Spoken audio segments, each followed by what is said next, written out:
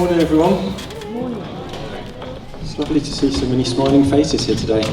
It's a beautiful morning and I'm excited, and it's so wonderful to see you here, so thank you. So it's the Bible story, it's the resurrection, it's amazing. So kind of when we started as a leadership discussing what we were going to do on Easter Sunday, I was like, we need to do something about the testimonies. There's two testimonies that just jumped out to me. One is of the women running to the tomb, going to the tomb and looking for the body of Jesus, but not finding it. And the other is of the Emmaus Road, of the two friends walking on the Emmaus Road. We're going to be looking at Luke chapter 24, verses 1 through 36. It's just such a rich text. There's so many things that could be drawn out of it. So I was so very pleased when I realised, when I read this text again properly for this, in preparation, that actually I felt like Jesus wanted to point out the testimonies that are in it. Verse 1, but on the first day of the week at early dawn, they went to the tomb, taking the spices they had prepared. Don't you just love the way this story starts, that they got up at the crack of dawn? They got up at the crack of dawn, and why did they get up at the crack of dawn? Because they wanted to honour Jesus. They had prepared these spices to embalm him. They hadn't been able to do that prior to his burial. They wanted to express their love and their passion for Jesus. And this was their very first opportunity to do that. They wanted to honour him. And this was their first chance to do that. But actually, we don't realise necessarily that there was some danger for them as well. You know, these were women, and they were going out basically at dawn, at the first light, and they were going to the tomb. Now, there may have been bad people in the town who could have attacked them, but probably what they would have been more concerned about actually was about the temple leaders seeing them. Because that would have meant, if the temple leaders had seen them, they could well have ostracised them, they could have kicked them out of the temple, and meant that they couldn't go to the temple to worship. And that would have been a really big deal to them, clearly. Imagine if somebody said to you, no, you just can't go to church anymore. That's not an option for you. We kick you out. So they had a lot on the line, but Jesus meant that much to them, that they wanted to risk that. Risk danger to themselves, danger to their social standing in their place in the community, by coming and honouring Jesus. So verse 2, and they found the stone rolled away from the tomb. There's no mention of the miracle of this rolling away of the stone in this version, in Luke's version. But there is in Matthew. We actually find out, because Matthew dovetails the story in Matthew, if you read it closely with Luke, dovetails very nicely that actually, first of all, Mary goes in the dark to the tomb, and that's where she encounters the angels rolling the stone away. And then we cut back to Luke, and she goes with her women friend. And then we cut back to back to John later on. But it's quite a miracle. Let me read on. But when they went in, they did not find the body of the Lord Jesus. They were perplexed about this. Behold, two men stood by them in dazzling apparel.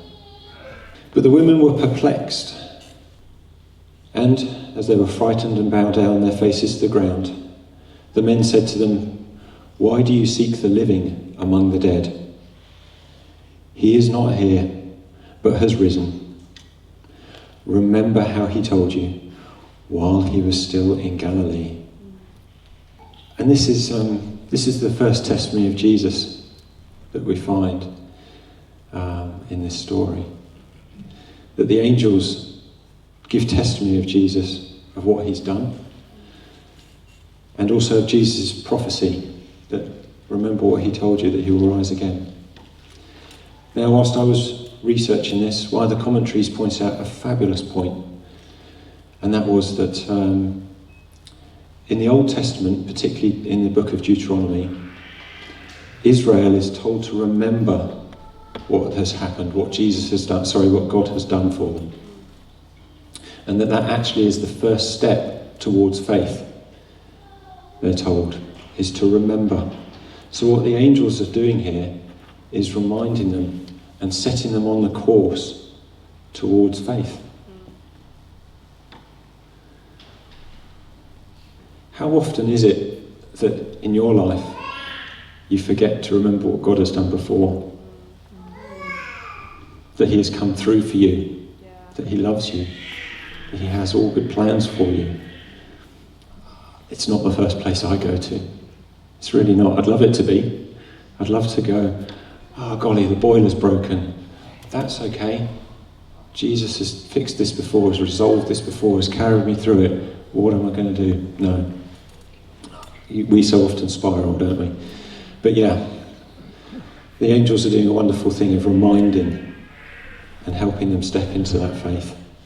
Picking up at verse 8 again. And they remembered his words, and returning from the tomb, they, this is still the women, told all these things to the 11 and all the rest.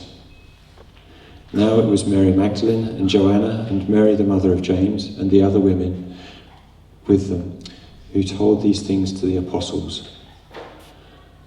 But, that's always a but, isn't it?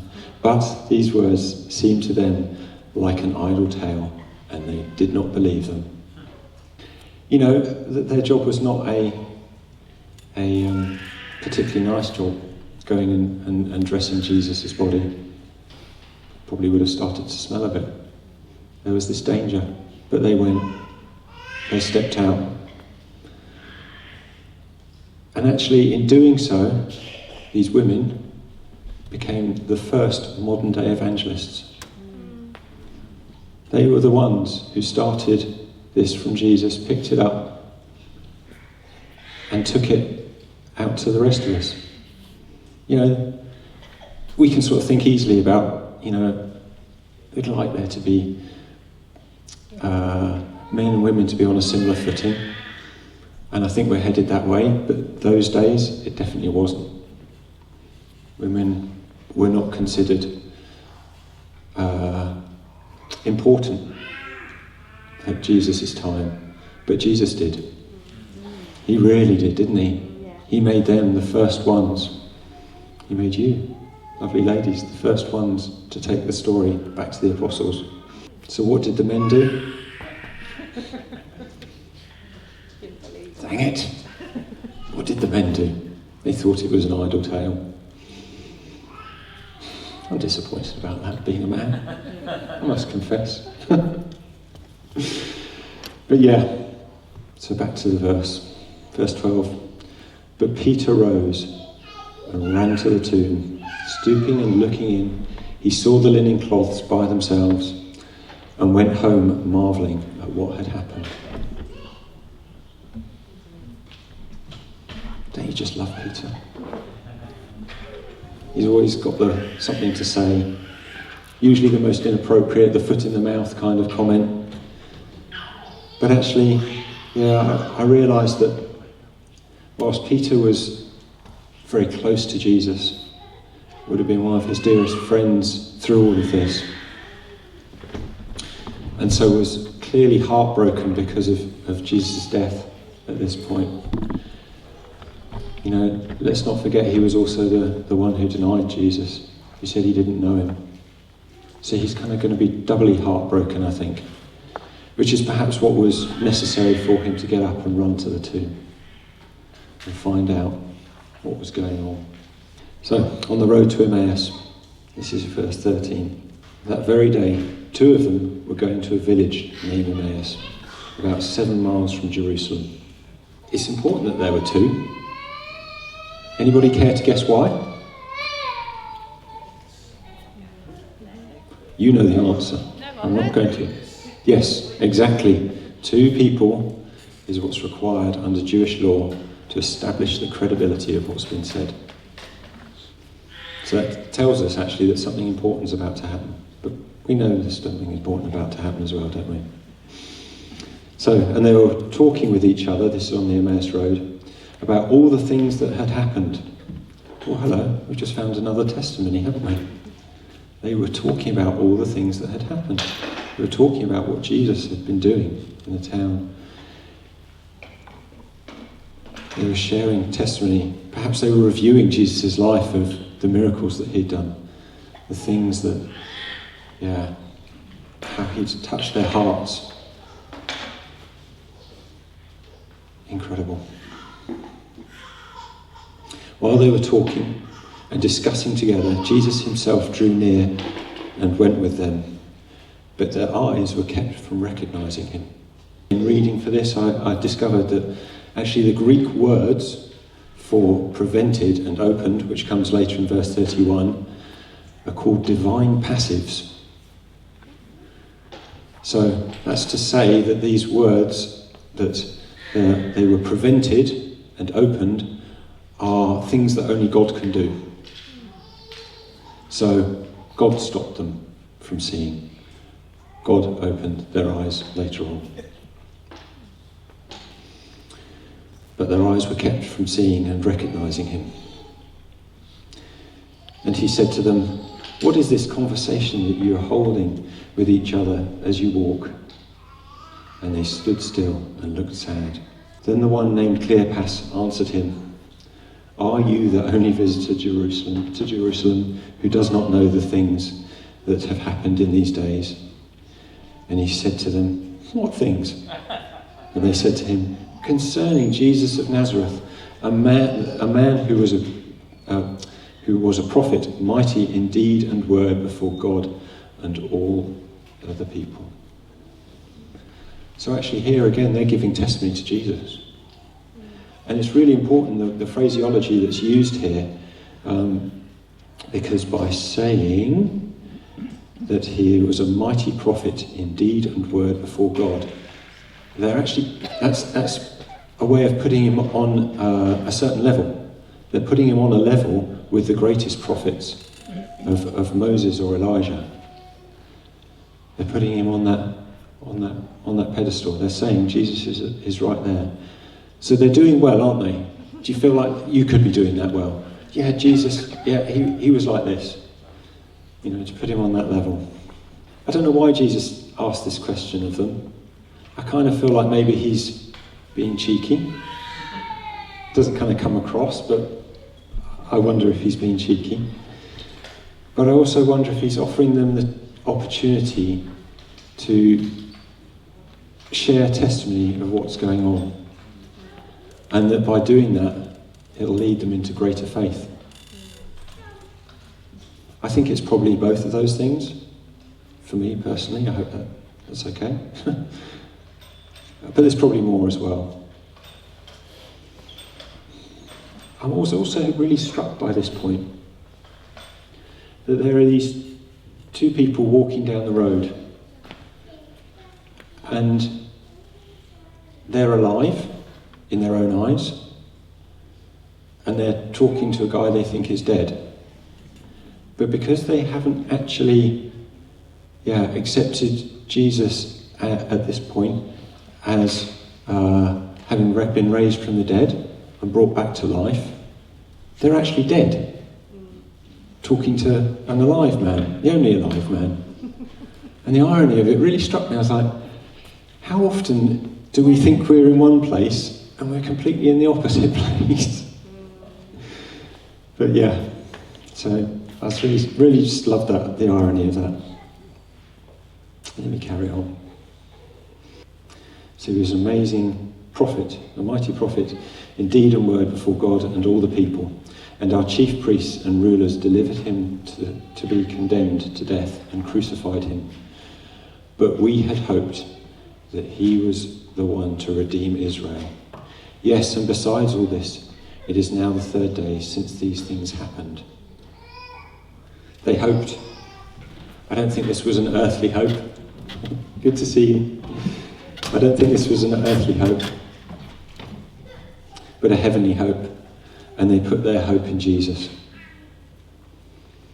These two tired, sad, unhappy people put their hope in Jesus in that moment. And as we know, he didn't let them down. Moreover, some women of the company amazed us. They were at the tomb early in the morning, and they went and they did not find his body. They came back saying they had seen a vision of angels who said that he was alive. Some of those who were with us went to the tomb and found it just as the women had said, but they did not see him. So again, we're having more testimony. You can almost feel them grappling with trying to get their heads around the truth of this. And so it goes on. And he said to them, O foolish ones, and slow of heart to believe all that the prophets have spoken. Was it not necessary that the Christ should suffer these things and enter into his glory? And beginning with Moses and all the prophets, he interpreted to them all the scriptures, the things concerning himself. What an amazing lesson that would be. An hour or two of walking with Jesus and him just opening the scriptures and revealing to you exactly where it talks about him. I think that would just be the most amazing encounter. And I think so much of that is led out of their testimony, the fact that they kept talking about God and what he had done, about Jesus and what he had done. So they drew near to the village to which they were going. He acted as if he wanted to go further, but they urged him strongly, saying, Stay with us, for it is toward evening, and the day is now far spent. So he went in to stay with them. When he was at the table with them, he broke the bread and blessed it and gave it to them, and their eyes were opened. So again, it's God opening their eyes, and they recognized him, and he vanished from their sight. And they said to each other, Did our hearts not burn within us while he talked on the road, while he opened to us the scriptures? Again, more testimony. And they rose that same hour and returned to Jerusalem, and they found the 11 and those who were with them gathered together, saying, The Lord has risen and has appeared to Simon. Then they told what had happened on the road and how he was known to them in the breaking of the bread. So again, they get to share the testimony of God, of Jesus, of what he's done. And I think the breaking of the bread is a great simile for us. I think simile is the right term. That we can talk about what Jesus has done,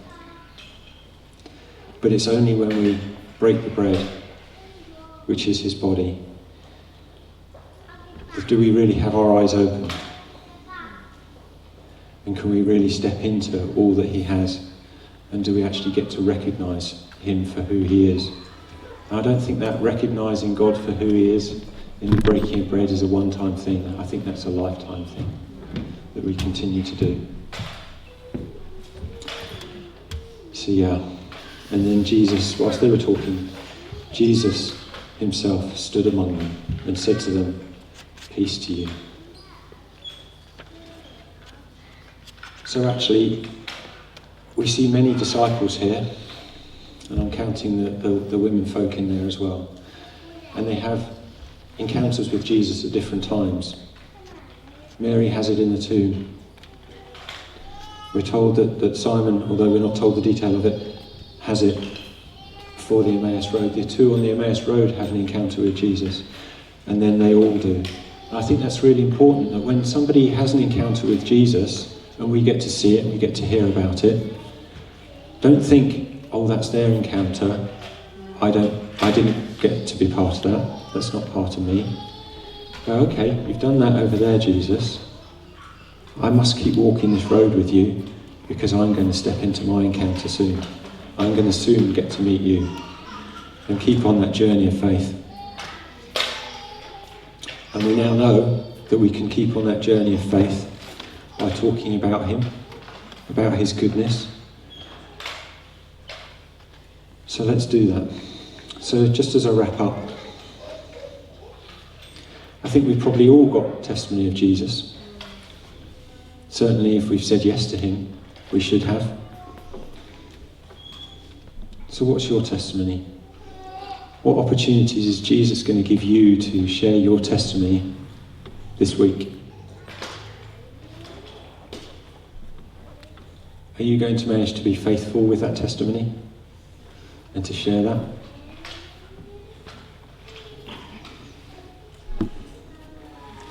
If you're struggling with that, as you might be, apply your hope. Apply your memory of what Jesus has done in the past. And let's step into more of what God has for us, with angelic encounters, with encounters with him, to discover his heart of what he's done on this wonderful day.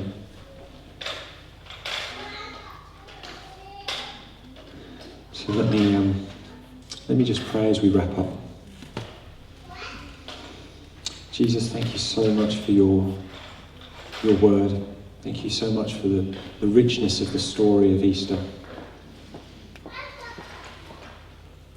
Thank you that actually you didn't lay it out for your disciples, but you called them into a place of faith that they could grow into a better awareness of you, that you gave them all the tools that they needed to do that, and that every one of us who follows you gets to encounter you sooner or later. Our risen Lord, our Saviour, our King. Please help us all to be steadfast in that journey.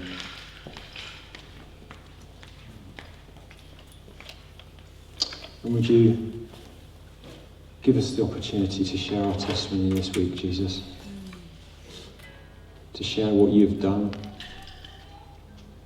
whether we think it's little or whether we know it's big. Would you help us step out in faith and give you all the glory? Amen.